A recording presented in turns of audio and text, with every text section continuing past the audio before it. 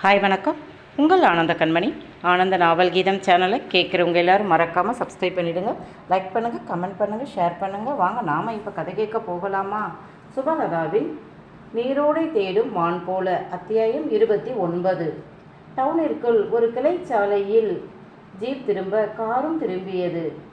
என்னது, அந்த காரும் நம்ம பின்னாடி வருது என்று பரிவர்த்தனை கேட்க, அடிபட்டவங்களை பிரைவேட் மருத்துவமனையில் சேர்த்தது, மருத்துவம் பார்க்கறது அவர்தானே, அதுதான் பார்க்க வர்றார் போல என்றார் ஆரை. நம்ம கடமைக்காக பார்க்க போகிறோம், அவங்க ஊர் ஆட்கள் என்று பார்க்க வர்றார். பொதுவாகவே இந்த மாவட்டத்தில் ஏதாவது அசம்பாவிதம் நடந்தால் மக்களுக்கு உதவ முதல் ஆளாக அவர் வந்துடுவார். அவருக்கு பின்னாடி அவர் ஆட்கள் வருவாங்க. நல்ல மனிதர். நியாயமான கோரிக்கை என்றால் சொந்த பணத்தை கணக்கு பார்க்காமல் செலவு பண்ணுவார். ஏமாத்த நினைத்தால் அவ்வளவுதான். அவருடைய தோட்டத்து மரத்தில் கட்டி வச்சு கூடி உரிச்சிருவார், தோலை உரிச்சிருவார். இது என்ன அராஜகம்? தப்பு பண்ணுறவங்களுக்கு தண்டனை கொடுக்க அவர் யார்? போலீஸ், கோர்ட் எல்லாம் இருக்கே. இருக்கு மேடம், ஆனால் நம்மக்கிட்ட பதவியும் அதிகாரமும் இருக்குது. ஆனால் சட்டத்திட்டம் என்ற கட்டுப்பாடு நம்ம கைகளை கட்டி போட்டிருக்கு. ஆனால் அவரை போன்றவர்களுக்கு அப்படி இல்லை. தப்புன்னு மனசுக்கு பட்டா அவங்க கொடுக்கறது தான் தண்டனை. தப்பு பண்ணினவன் நம்மக்கிட்ட உதவி கேட்டு வர முடியாது. ஏன்னா நாம் விசாரணை என்ற பெயரில் நாள் கடத்தி விட்டு கடைசியாக தான் தண்டனை கொடுப்போம் என்றார். மருத்துவமனை வந்துவிட அந்த தனியார் மருத்துவமனையின் ஒரு தளத்தில் அந்த நேரத்திலும் பரபரப்பாக இருந்தது. இவர்கள் போய் இறங்கவும் டாக்டர் வந்து வரவேற்று கூட்டி போய் நோயாளிகளிடம் விட்டார். அவள் ஒவ்வொருவரிடமும் தனித்தனியாக நலம் விசாரித்தாள். ஏதாவது தேவையா என்று கேட்டாள்.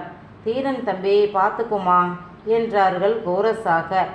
நம்ம பின்னாடி தானே வந்தான், ஏன் இன்னும் உள்ளே வரலை என்று அவள் யோசித்த போது அந்த பெரிய வார்டுக்குள் நுழைந்தான் அதிதீரன்.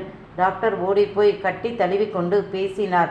அனைவரும் அவனை கண்டதும், தீரா, சாமி புறப்பாடு நல்ல விதமாக முடிஞ்சிச்சாப்பா, எந்த பிரச்சனையும் இல்லையே என்று அனைவரும் கேட்க, அதுதான் தாசில்தார் அம்மா வந்து எல்லாம் நல்லபடியாக முடிச்சு கொடுத்துட்டாங்களே, அப்புறம் என்ன என்றான்.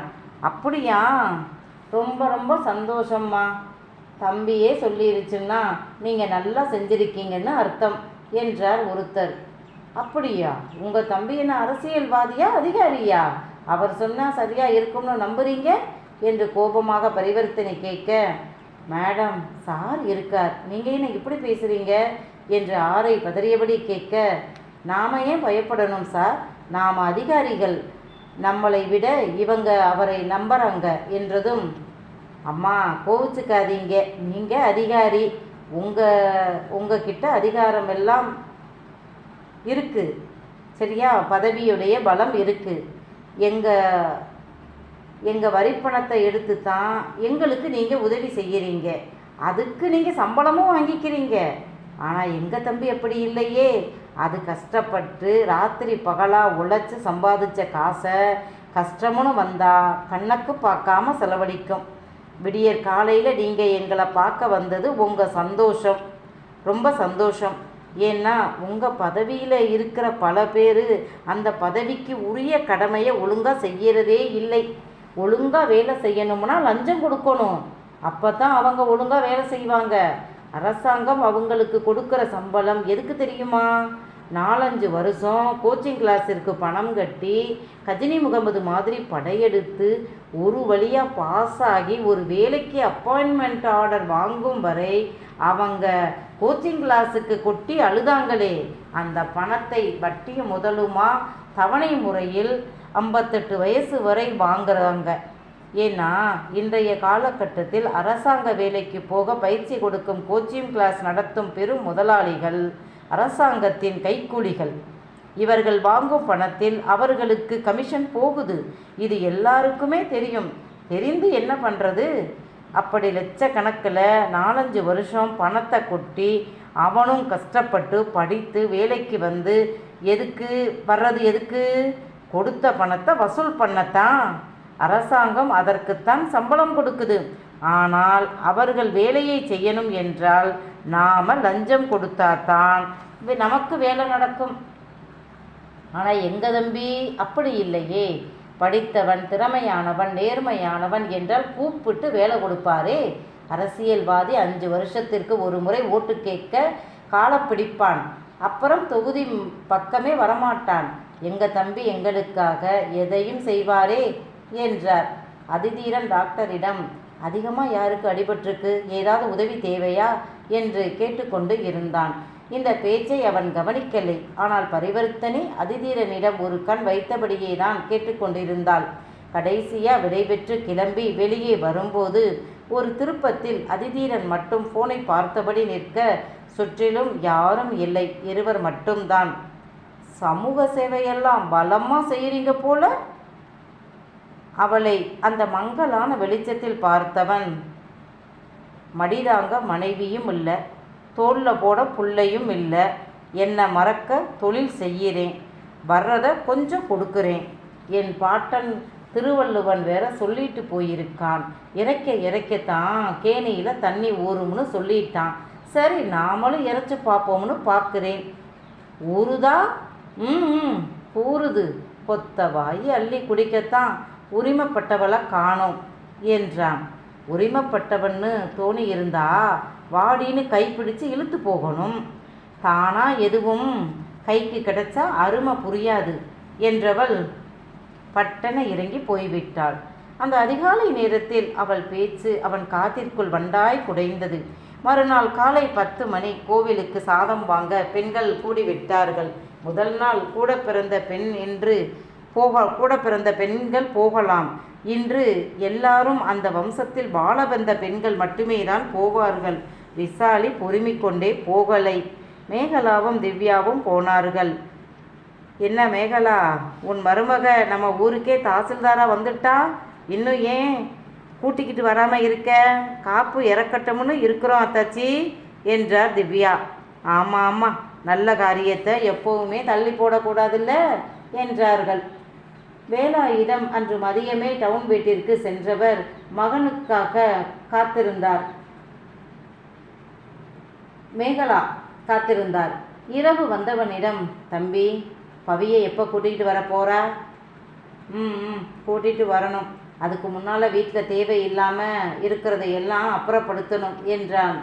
புரியுதுடா, ஆனால் வருமானம் இல்லாமல் வெளியே எப்படி போக சொல்கிறது என்று மேகலா கேட்க, முதல்ல சொத்தை பிரிக்கணும் தாத்தா என்றான். அதுவும் சரிதான். இனியும் விசாலியை வீட்டுக்குள்ளே வச்சிருக்க கூடாது. அப்படி வச்சிருந்தா அதை நெருப்பை அடிமடியில் கட்டிக்கிட்டு இருக்கிற மாதிரி தான் என்று நினைத்தார் மேகலா. மறுநாள் ஆண்கள் 5 பேரும் தோட்டத்தில் இருந்து யார் யாருக்கு என்ன வேண்டும் என்று பேசி பிரித்து கொண்டார்கள். தயாபரன் சங்கர் டவுனில் இருக்கும் கடையை எடுத்து கொண்டார்கள். பழைய வீட்டை தயாபரனும் புது வீட்டை குருபரனும் எடுத்துக்கங்க. தோட்டத்தை முழுதாக விமலாவிற்கு கொடுத்து விடலாம்.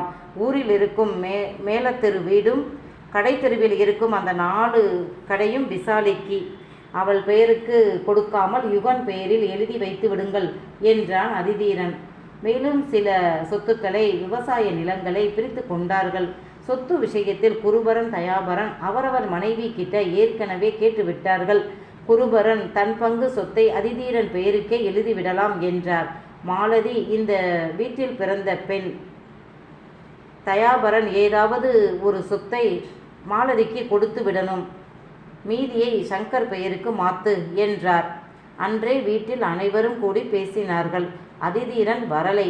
இப்ப என்ன அவசரம் சொத்து பிரிக்க என்றாள் விசாலி. என் மகனுக்கு கல்யாணம் என்றாள் திவ்யா.